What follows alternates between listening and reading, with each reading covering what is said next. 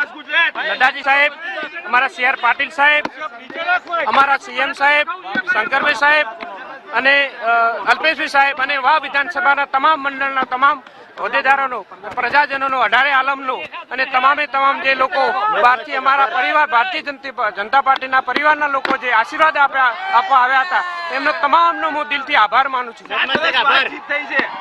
વર્ષ બાદ ફરીથી ભાજપ વાવ બેઠકમાં આવી છે।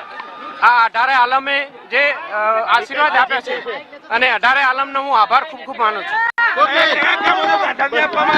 જે અમારા કયા કામો જે અટકી ગયા હતા 7 વર્ષથી ખેડૂતો માટે સિંચાઈના પાણીના પ્રશ્નો હોય, રોજગારીના પ્રશ્નો હોય અને જે બાકી નાના મોટા કામ છે તમામને કામોને પ્રાધાન્ય આપશે। પ્રથમ તબક્કામાં અમે પાણીના સિંચાઈનું કામ હોય, રોડ રસ્તાનું કામ હોય, અન્ય તમામ કામોને પ્રાધાન્ય આપશું। નહીં કોઈ લીડ ઘટાડી 18 આલમે ખૂબ લીડ આપી છે। 18 આલમનો હું આશીર્વાદ આપું। કારણ કે કોંગ્રેસ સતત લીડ લઈ રહી હતી, 15,000ની લીડ થી આગળ હતી। જીતનો વિશ્વાસ કેટલો હતો? 100% જીતનો વિશ્વાસ હતો અને હું મારા કામથી બેઠો તો 100% હું જોઈ રહ્યો હતો। વિશ્વાસ 100% હતો। જીત પાકી હતી એટલે મોડો આવ્યો। જીત પાકી હતી નહીં 100% પહેલેથી જ મેં તમને કહ્યું હતું કે મને ખબર હતી અને આત્માને વિશ્વાસ હતો અને મને ભરોસો હતો, તમામ 18 આલમ ઉપર ભરોસો હતો કે આ વખતે કમળને જીતાડશે। એ કમળ 18 આલમે જીતાડ્યું। તમામ લોકોએ, આખી વાવ વિધાનસભાની જનતાએ જીત આપી છે।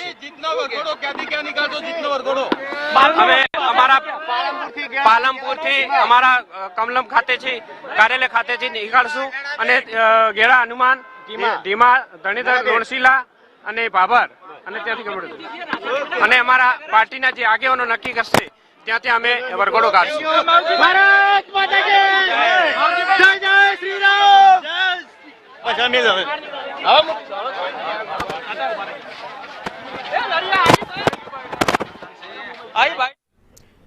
તો જીતની ખુશી અત્યારે સ્વરૂપજી ઠાકોરના એ અવાજમાં જોવા મળી રહી હતી। તેમણે કહ્યું કે મને વિશ્વાસ હતો કે મારી જીત થશે અને સાથે જ આગામી સમયમાં કયા કામો, જનતાલક્ષી કામો તે કરવાના છે તેની પણ વાત તેમણે કરી છે। પરંતુ એ ઉમંગ તેમના ચહેરા પર સ્પષ્ટ જોવા મળતો હતો। 1300-1400 જેટલું માર્જિન છે કે જેનાથી સ્વરૂપજી ઠાકોર જે છે તે જીત્યા છે, પરંતુ સ્પષ્ટ આંકડો જે છે થોડા સમયમાં બહાર આવશે। પરંતુ આ તમામની વચ્ચે અનેક સમીકરણો, જે પ્રમાણે મેં થોડા સમય પહેલા કહ્યું કે અનેક સમીકરણોના કારણે આ પરિસ્થિતિનું નિર્માણ થયું કે માવજી પટેલ અપક્ષ લડ્યા, તેમણે થોડા વોટ કાપ્યા પણ ખરા, તેમ છતાં પણ ભારતીય જનતા પાર્ટીના ઉમેદવારની જીત થઈ છે। અલગ અલગ કારણો જે છે તે તેમની જીતના સામે આવશે થોડા જ સમયમાં કે કયા કયા જગ્યાએથી તેમને વધુ વોટ મળ્યા, કઈ જગ્યાએ તેમને ઓછા વોટ મળ્યા। કારણ કે જે ઉમેદવાર 15,000ની લીડ સાથે, 15,000ના મતોની લીડ સાથે આગળ ચાલી રહ્યા હતા એ કોંગ્રેસના ઉમેદવાર છેલ્લા જ્યારે રાઉન્ડની મત ગણતરી થઈ તેમાં અત્યારે જે છે તે હાર્યા છે તેવું સામે આવ્યું છે।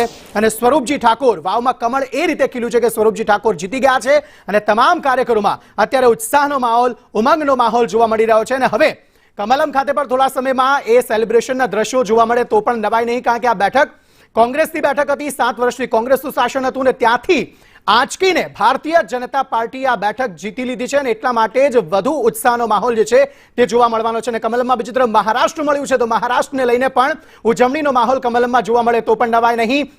આ તમામની વચ્ચે અનેક ફેક્ટર વાવ બેઠક માટે પણ કામ કરી ગયા। મહારાષ્ટ્રમાં પણ અનેક એવા મુદ્દાઓ રહ્યા કે જેના કારણે મહારાષ્ટ્રમાં પણ મહાયુતિ જે છે તે જીત્યું છે।